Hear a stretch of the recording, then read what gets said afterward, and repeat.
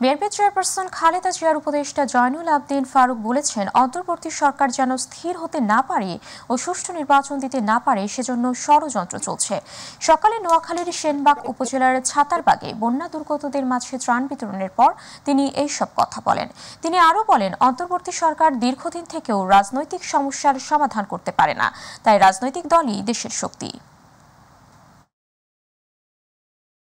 কোনো অন্তর্বর্তীকালীন সরকার দীর্ঘদিন অবস্থান করে কোনো রাজনৈতিক সমস্যার সমাধান করতে পারে না, তাই রাজনৈতিক দলেই দেশের শক্তি, দেশের বল। একটি নিরপেক্ষ নির্বাচন উপহার দেওয়াই এই তত্ত্বাবধায়ক ইন্টেরিয়াম গভর্নমেন্টের দায়িত্ব বলে আমি মনে করি। সেই জন্য আমি এই জন্য বলেছি, এই সরকারের বিরুদ্ধে যারাই ষড়যন্ত্র করুক না কেন, আমরা এই সরকারের সাথে আছি। এই সরকার যেদিনেই বিভিন্ন রাজনৈতিক দলের দাবি অনুযায়ী নির্বাচন দিবে, সেদিন পর্যন্ত আমরা তার সাথে